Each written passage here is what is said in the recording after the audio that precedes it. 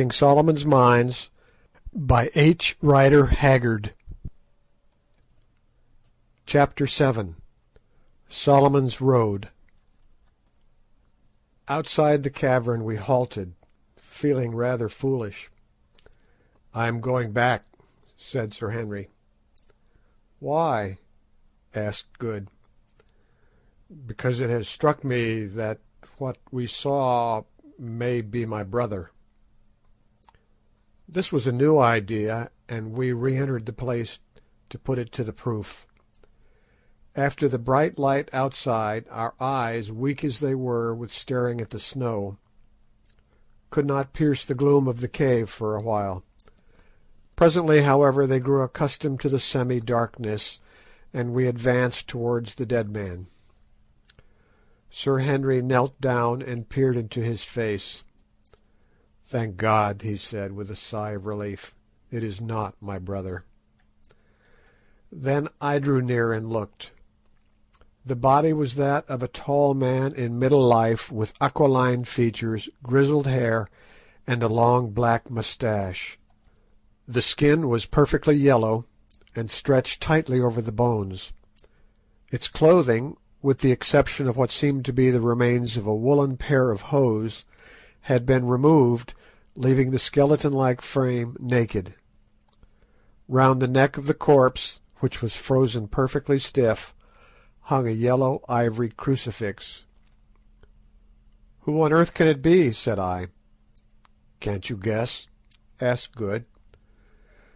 I shook my head. "Why, the old Dom, José da Silvestra, of course. Who else?" "Impossible," I gasped. "He died 300 years ago." "And what is there to prevent him from lasting for 3,000 years in this atmosphere, I should like to know?" asked Good. "If only the temperature is sufficiently low, flesh and blood will keep fresh as New Zealand mutton for ever, and heaven knows it is cold enough here. The sun never gets in here, no animal comes here to tear or destroy. No doubt his slave, of whom he speaks on the writing, took off his clothes and left him. He could not have buried him alone. Look," he went on, stooping down to pick up a queerly shaped bone scraped at the end into a sharp point. "Here is the cleft bone that Silvestra used to draw the map with." We gazed for a moment astonished, forgetting our own miseries in this extraordinary, and as it seemed to us, semi-miraculous sight. "Ay," said Sir Henry, "and this is where he got his ink from," and he pointed to a small wound on the Dom's left arm. "Did ever man see such a thing before?" There was no longer any doubt about the matter, which for my own part, I confess, perfectly appalled me. There he sat, the dead man, whose directions, written some 10 generations ago, had led us to this spot. Here in my own hand was the rude pen with which he had written them, and about his neck hung the crucifix that his dying lips had kissed. Gazing at him, my imagination could reconstruct the last scene of the drama, the traveller dying of cold and starvation, yet striving to convey to the world the great secret which he had discovered, the awful loneliness of his death, of which the evidence sat before us. It even seemed to me that I could trace in his strongly marked features a likeness to those of my poor friend Silvestra, his descendant, who had died 20 years before in my arms, but perhaps that was fancy. At any rate, there he sat, a sad memento of the fate that so often overtakes those who would penetrate into the unknown. And there, doubtless, he will still sit, crowned with the dread majesty of death, for centuries yet unborn, to startle the eyes of wanderers like ourselves, if ever any such should come again to invade his loneliness. The thing overpowered us, already almost perished as we were with cold and hunger. "Let us go," said Sir Henry in a low voice. Stay, we will give him a companion." And lifting up the dead body of the Hottentot Ventvogel, he placed it near to that of the old Dom. Then he stooped, and with a jerk broke the rotten string of the crucifix which hung round Da Silvestra's neck, for his fingers were too cold to attempt to unfasten it. I believe that he has it still. I took the bone pen, and it is before me as I write. Sometimes I use it to sign my name. Then, leaving these two, the proud white man of a past age and the poor Hottentot, to keep their eternal vigil in the midst of the eternal snows, we crept out of the cave into the welcome sunshine, and resumed our path, wondering in our hearts how many hours it would be before we were even as they are. When we had walked about half a mile, we came to the edge of the plateau, for the nipple of the mountain does not rise out of its exact centre, though from the desert side it had seemed to do so. What lay below us we could not see, for the landscape was wreathed in billows of morning fog. Presently, however, the higher layers of mist cleared a little, and revealed, at the end of a large slope of snow, a patch of green grass, some 500 yards beneath us, through which a stream was running. Nor was this all. By the stream, basking in the bright sun, stood and lay a group of from 10 to 15 large antelopes. At that distance we could not see of what species. The sight filled us with unreasoning joy. If only we could get it, there was food in plenty.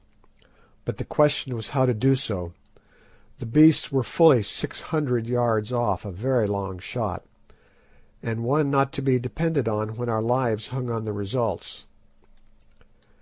Rapidly we discussed the advisability of trying to stalk the game, but in the end dismissed it reluctantly. To begin with, the wind was not favourable, and further, we must certainly be perceived, however careful we were, against the blinding background of snow which we should be obliged to traverse. "Well, we must have a try from where we are," said Sir Henry. "Which shall it be, Quatermain, the repeating rifles or the expresses?" Here again was a question. The Winchester repeaters, of which we had two, Umbopa carrying poor Ventvögel's as well as his own, were sighted up to 1,000 yards, whereas the expresses were only sighted to 350, beyond which shooting with them was more or less guesswork. On the other hand, if they did hit, the express bullets, being expanding, were much more likely to bring the game down. It was a knotty point, but I made up my mind that we must risk it and use the expresses. "Let each of us take the buck opposite to him. Aim well at the point of the shoulder and high up," said I, "and Umbopa, do you give the word, so that we may all fire together." Then came a pause, each of us aiming his level best, as indeed a man is likely to do when he knows that life itself depends upon the shot. "Fire," said Umbopa in Zulu, and at almost the same instant the three rifles rang out loudly. 3 clouds of smoke hung for a moment before us, and 100 echoes went flying over the silent snow. Presently the smoke cleared and revealed, oh joy, a great buck lying on its back and kicking furiously in its death agony. We gave a yell of triumph. We were saved. We should not starve. Weak as we were, we rushed down the intervening slope of snow, and in 10 minutes from the time of shooting, that animal's heart and liver were lying before us. But now a new difficulty arose. We had no fuel, and therefore could make no fire to cook them. We gazed at each other in dismay. "Starving men should not be fanciful," said Good. "We must eat raw meat." There was no other way out of the dilemma, and our gnawing hunger made the proposition less distasteful than it would otherwise have been. So we took the heart and liver and buried them for a few minutes in a patch of snow to cool them. Then we washed them in the ice-cold water of the stream, and lastly ate them greedily. It sounds horrible enough, but honestly I never tasted anything so good as that raw meat. In a quarter of an hour we were changed men. Our life and vigour came back to us, our feeble pulses grew strong again, and the blood went coursing through our veins. But mindful of the results of overfeeding on starved stomachs, we were careful not to eat too much, stopping whilst we were still hungry. "Thank heavens," said Sir Henry, "that brute has saved our lives. What is it, Quatermain?" I rose and went to look at the antelope, for I was not certain. It was about the size of a donkey, with large curved horns. I had never seen one like it before. The species was new to me. It was brown in colour, with faint red stripes, and grew a thick coat. I afterwards discovered that the natives of that wonderful country call these bucks inco. They are very rare, and only found at a great altitude where no other game will live. This animal was fairly hit, high up in the shoulder, though whose bullet brought it down we could not, of course, discover. I believe that Good, mindful of his marvellous shot at the giraffe, secretly set it down to his own prowess, and we did not contradict him. We had been so busy satisfying our hunger that hitherto we had not found time to look about us. But now, having set Umbopa to cut off as much of the best meat as we were likely to be able to carry, we began to inspect our surroundings. The mist had cleared away, for it was 8 o'clock, and the sun had sucked it up, so we were able to take in all the country before us at a glance. I know not how to describe the glorious panorama which unfolded itself to our gaze. I have never seen anything like it before, nor shall, I suppose, again. Behind and over us towered Sheba's snowy breasts, and below, some 5,000 feet beneath where we stood, lay league on league of the most lovely champaign country. Here were dense patches of lofty forest, there a great river wound its silvery way. To the left stretched a vast expanse of rich undulating veld or grassland, whereon we could just make out countless herds of game or cattle. At that distance we could not tell which. This expanse appeared to be ringed in by a wall of distant mountains. To the right the country was more or less mountainous, that is, solitary hills stood up from its level, with stretches of cultivated land between, amongst which we could see groups of dome-shaped huts. The landscape lay before us as a map, wherein rivers flashed like silver snakes, and Alp-like peaks, crowned with wildly twisted snow wreaths, rose in grandeur, whilst over all was the glad sunlight and the breath of nature's happy life. Two curious things struck us as we gazed. First, that the country before us must lie at least 3,000 feet higher than the desert we had crossed, and secondly, that all the rivers flowed from south to north.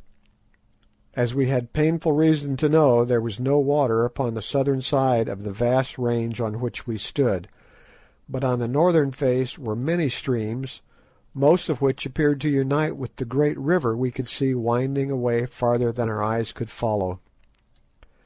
We sat down for a while and gazed in silence at this wonderful view. Presently Sir Henry spoke. "Isn't there something on the map about Solomon's Great Road?" he said. I nodded, for I was still gazing out over the far country. "Well, look, there it is," and he pointed a little to our right. Good and I looked accordingly, and there, winding away towards the plain, was what appeared to be a wide turnpike road. We had not seen it at first, because, on reaching the plain, it turned behind some broken country. We did not say anything, at least not much. We were beginning to lose the sense of wonder. Somehow it did not seem particularly unnatural that we should find a sort of Roman road in this strange land. We accepted the fact, that was all. "Well," said Good, Must be quite near us if we cut off to the right. Hadn't we better be making a start?" This was sound advice, and so soon as we had washed our faces and hands in the stream, we acted on it. For a mile or more we made our way over boulders and across patches of snow, till suddenly, on reaching the top of the little rise, we found the road at our feet. It was a splendid road, cut out of the solid rock, at least 50 feet wide, and apparently well kept, though the odd thing was that it seemed to begin there. We walked down and stood on it, but one single 100 paces behind us, in the direction of Sheba's Breasts, it vanished, the entire surface of the mountain being strewn with boulders interspaced with patches of snow. "What do you make of this, Quatermain?" asked Sir Henry. I shook my head. I could make nothing of the thing. "I have it," said Good. "The road no doubt ran right over the range and across the desert on the other side, but the sand there has covered it up, and above us it has been obliterated by some volcanic eruption of molten lava." This seemed a good suggestion. At any rate, we accepted it, and proceeded down the mountain. It proved a very different business, travelling along downhill on that magnificent pathway with full stomachs, from what it was travelling uphill over the snow quite starved and almost frozen. Indeed, had it not been for melancholy recollections of poor Ventvogel's sad fate, and of that grim cave where he kept company with the old Dom, we should have felt positively cheerful, notwithstanding the sense of unknown dangers before us. Every mile we walked the atmosphere grew softer and balmier, and the country before us shone with a yet more luminous beauty. As for the road itself, I never saw such an engineering work, though Sir Henry said that the great road over the St. Gothard in Switzerland is very similar. No difficulty had been too great for the old world engineer who laid it out. At one place we came to a ravine 300 feet broad and at least 100 feet deep. This vast gulf was actually filled in with huge blocks of dressed stone, having arches pierced through them at the bottom for a waterway, over which the road went on sublimely. At another place it was cut in zigzags out of the side of a precipice 500 feet deep, and in a third it tunnelled through the base of an intervening ridge, a space of 30 yards or more. Here we noticed that the sides of the tunnel were covered with quaint sculptures, mostly of mailed figures driving in chariots. One, which was exceedingly beautiful, represented a whole battle scene with a convoy of captives being marched off in the distance. "Well," said Sir Henry, after inspecting this ancient work of art, "it is very well to call this Solomon's Road, but my humble opinion is that the Egyptians had been here before Solomon's people ever set a foot on it. If this isn't Egyptian or Phoenician handiwork, I must say that it is very like it." By midday we had advanced sufficiently down the mountain to search the region where wood was to be met with. First we came to scattered bushes, which grew more and more frequent, till at last we found the road winding through a vast grove of silver trees similar to those which are to be seen on the slopes of Table Mountain at Cape Town. I had never before met with them in all my wanderings, except at the Cape, and their appearance here astonished me greatly. "Ah," said Good, surveying these shining-leaved trees with evident enthusiasm, "here is lots of wood. Let us stop and cook some dinner. I have about digested that raw heart." Nobody objected to this, so leaving the road we made our way to a stream which was babbling away not far off, and soon had a goodly fire of dry boughs blazing. Cutting off some substantial hunks from the flesh of the inco which we had brought with us, we proceeded to toast them on the end of sharp sticks, as one sees the Kafirs do, and ate them with relish. After filling ourselves, we lit our pipes and gave ourselves up to enjoyment that, compared with the hardships we had recently undergone, seemed almost heavenly. The brook, of which the banks were clothed with dense masses of a gigantic species of maidenhair fern, interspersed with feathery tufts of wild asparagus, sung merrily at our side. The soft air murmured through the leaves of the silver trees, doves cooed around, and bright-winged birds flashed like living gems from bough to bough. It was a paradise. The magic of the place, combined with an overwhelming sense of dangers left behind, and of the promised land reached at last, seemed to charm us into silence. Sir Henry and Umbopa sat conversing in a mixture of broken English and kitchen Zulu in a low voice, but earnestly enough, and I lay with my eyes half shut upon that fragrant bed of fern and watched them. Presently I missed Good, and I looked to see what had become of him. Soon I observed him sitting by the bank of the stream in which he had been bathing. He had nothing on but his flannel shirt, and his natural habits of extreme neatness having reasserted themselves, he was actively employed in making a most elaborate toilet. He had washed his gutta percha collar, had thoroughly shaken out his trousers, coat and waistcoat, and was now folding them up neatly till he was ready to put them on, shaking his head sadly as he scanned the numerous rents and tears in them, which naturally had resulted from our frightful journey. Then he took his boots, scrubbed them with a handful of fern, and finally rubbed them over with a piece of fat which he had carefully saved from the inco meat, till they looked, comparatively speaking, respectable. Having inspected them judiciously through his eyeglass, he put the boots on and began a fresh operation. From a little bag that he carried he produced a pocket-comb in which was fixed a tiny looking-glass, and in this he surveyed himself. Apparently he was not satisfied, for he proceeded to do his hair with great care. Then came a pause while he again contemplated the effect. Still it was not satisfactory.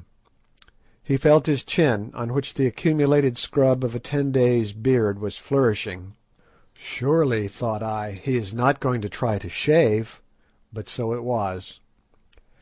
Taking the piece of fat with which he had greased his boots, Good washed it thoroughly in the stream. Then diving again into the bag, he brought out a little pocket razor with a guard to it, such as are bought by people who are afraid of cutting themselves, or by those about to undertake a sea voyage. Then he rubbed his face and chin vigorously with the fat and began. Evidently it proved a painful process, for he groaned very much over it, and I was convulsed with inward laughter as I watched him struggling with that stubbly beard. It seems so very odd that a man should take the trouble to shave himself with a piece of fat in such a place and in our circumstances. At last he succeeded in getting the hair off the right side of his face and chin, when suddenly I, who was watching, became conscious of a flash of light that passed just by his head. Good sprang up with a profane exclamation. If it had not been a safety razor he would certainly have cut his throat, and so did I, without the exclamation, and this was what I saw. Standing not more than 20 paces from where I was, and 10 from Good, were a group of men. They were very tall and copper-coloured, and some of them wore great plumes of black feathers and short cloaks of leopard skins. This was all I noticed at the moment. In front of them stood a youth of about 17, his hand still raised and his body bent forward in the attitude of a Grecian statue of a spear-thrower. Evidently the flash of light had been caused by a weapon which he had hurled. As I looked, an old soldier-like man stepped forward out of the group, and catching the youth by the arm said something to him. Then they advanced upon us. Sir Henry, Good, and Umbopa by this time had seized their rifles and lifted them threateningly. The party of natives still came on. It struck me that they could not know what rifles were, or they would not have treated them with such contempt. "Put down your guns," I halloed to the others, seeing that our only chance of safety lay in conciliation. They obeyed, and walking to the front I addressed the elderly man who had checked the youth. "Greetings," I said in Zulu, not knowing what language to use. To my surprise I was understood. "Greeting," answered the old man, not indeed in the same tongue, but in a dialect so closely allied to it that neither Umbopa nor myself had any difficulty in understanding him. Indeed, as we afterwards found out, the language spoken by this people is an old-fashioned form of the Zulu tongue, bearing about the same relationship to it that the English of Chaucer does to the English of the 19th century. "Whence come you?" he went on. "Who are you? And why are the faces of three of you white, and the face of the fourth as the face of our mother's sons?" And he pointed to Umbopa. I looked at Umbopa as he said it, and it flashed across me that he was right. The face of Umbopa was like the faces of the men before me, and so was his great form like their forms. But I had not time to reflect on this coincidence. "We are strangers and come in peace," I answered, speaking very slowly, so that he might understand me, "and this man is our servant."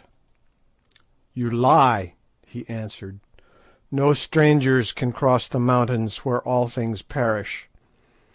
But what do your lies matter? If ye are strangers, then ye must die, for no strangers may live in the land of the Kukuanas. It is the king's law. Prepare then to die, O strangers." I was slightly staggered at this, more especially as I saw the hands of some of the men steal down to their sides, where hung on each what looked to me like a large and heavy knife. "What does the beggar say?" asked Good. "He says we are going to be killed," I answered grimly.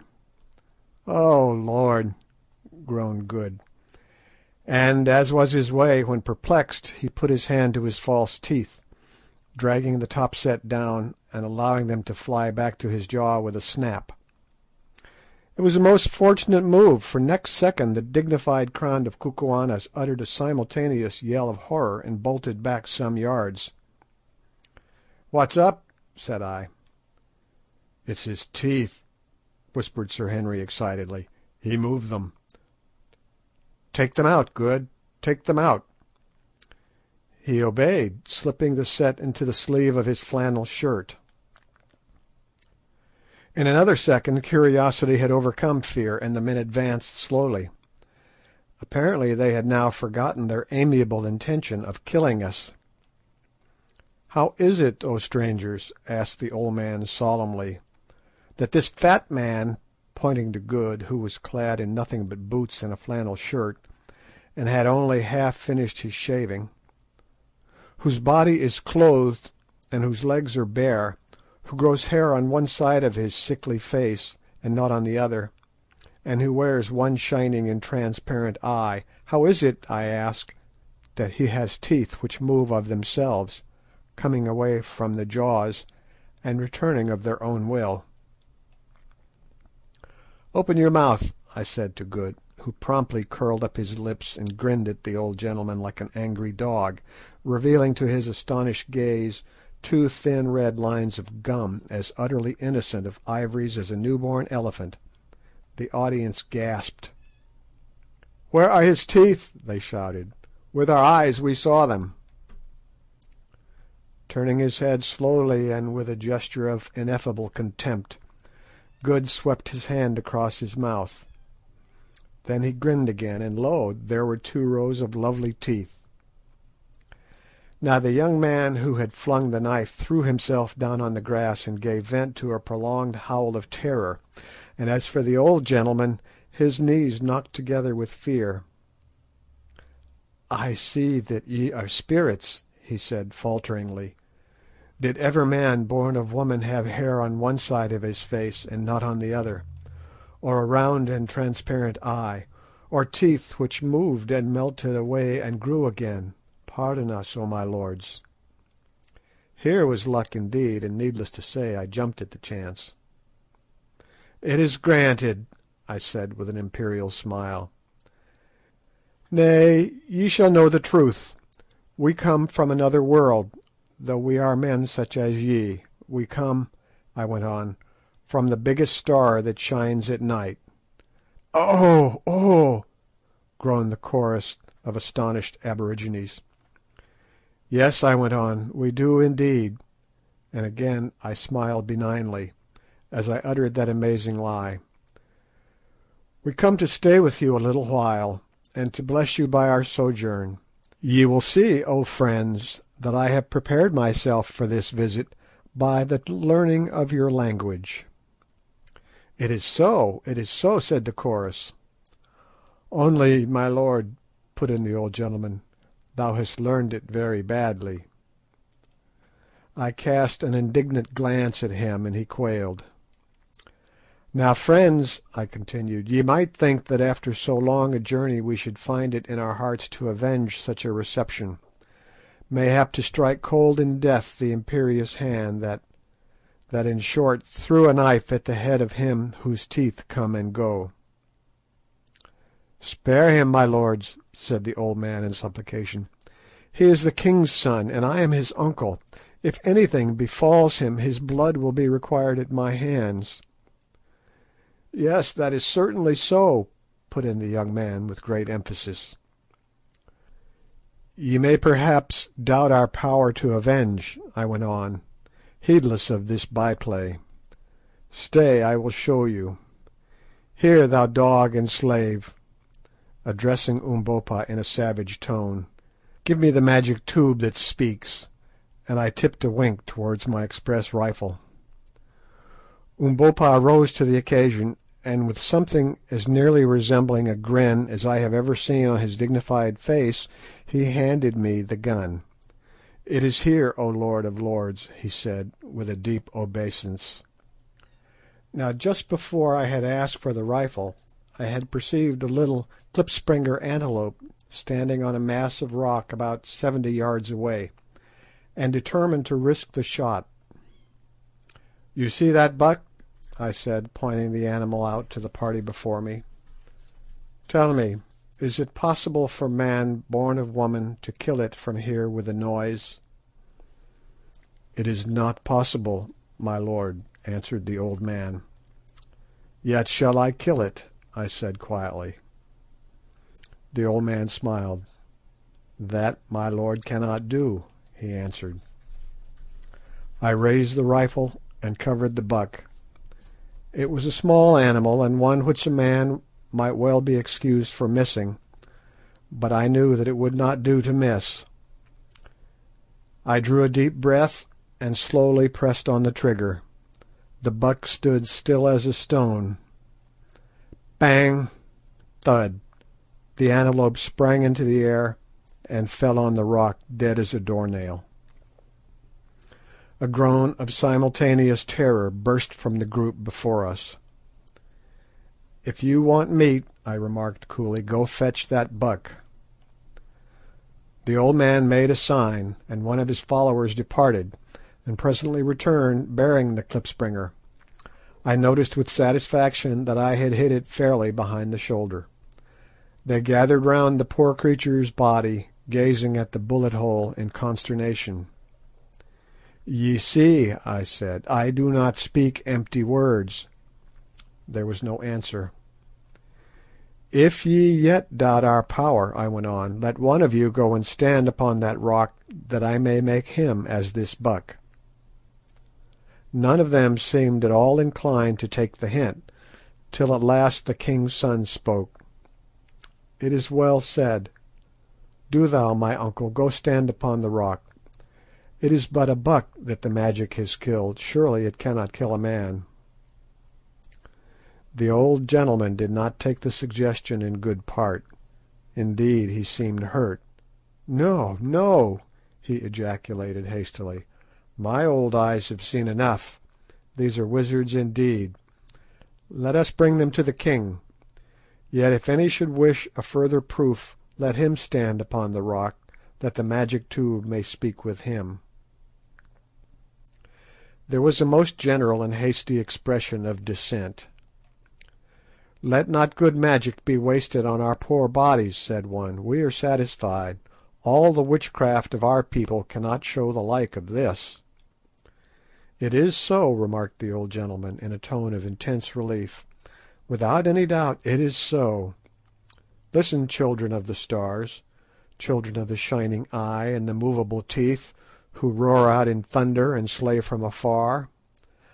I am Infadoos, son of Kafa, once king of the Kukuana people. This youth is Scragga. He nearly scragged me, murmured Good. Scragga, son of Twala, the great king. Twala, husband of 1,000 wives, chief and lord paramount of the Kukuanas, keeper of the great road, terror of his enemies, student of the black arts, leader of 100,000 warriors. Twala, the one-eyed, the black, the terrible. So, said I superciliously, lead us then to Twala. We do not talk with low people and underlings. It is well, my lords, we will lead you, but the way is long. We are hunting 3 days' journey from the place of the king. But let my lords have patience, and we will lead them. So be it, I said carelessly. All time is before us, for we do not die. We are ready, lead on. But Infadoos, and thou, Scragga, beware. Play no monkey tricks. Set for us no fox's snares, for before your brains of mud have thought of them, we shall know and avenge. The light of the transparent eye of him with the bare legs and the half-haired face shall destroy you, and go through your land. His vanishing teeth shall affix themselves fast in you and eat you up, you and your wives and children. The magic tubes shall argue with you loudly, and make you as sieves. Beware. This magnificent address did not fail of its effects. Indeed, it might almost have been spared, so deeply were our friends already impressed with our powers. The old man made a deep obeisance, and murmured the words "Koom, Koom," which I afterwards discovered was their royal salute, corresponding to the Baete of the Zulus, and turning addressed his followers. These at once proceeded to lay hold of all our goods and chattels in order to bear them for us, excepting only the guns, which they would on no account touch. They even seized Good's clothes, that, as the reader may remember, were neatly folded up beside him. He saw and made a dive for them, and a loud altercation ensued. "Let not my lord of the transparent eye and the melting teeth touch them," said the old man. "Surely his slave shall carry the things." "But I want to put 'em on," roared Good in nervous English. Umbopa translated. "Nay, my lord," answered Infadoos. "Would my lord cover up his beautiful white legs? Although he is so dark, Good has a singularly white skin. From the eye of his servants? Have we offended my lord that he should do such a thing?" Here I nearly exploded with laughing, and meanwhile one of the men started on with the garments. "Damn it!" roared Good. "That black villain has got my trousers." "Look here, Good," said Sir Henry, "you have appeared in this country in a certain character, and you must live up to it. It will never do for you to put on trousers again. Henceforth you must exist in a flannel shirt, a pair of boots, and an eyeglass." "Yes," I said, "and with whiskers on one side of your face and not on the other. If you change any of these things, the people will think that we are impostors. I am very sorry for you, but seriously you must. If once they begin to suspect us, our lives will not be worth a brass farthing." "Do you really think so?" said Good gloomily. "I do indeed. Your beautiful white legs and your eyeglass are now the features of our party, and as Sir Henry says, you must live up to them. Be thankful that you have got your boots on, and that the air is warm." Good sighed and said no more. but it took him a fortnight to become accustomed to his new and scant attire. End of chapter 7.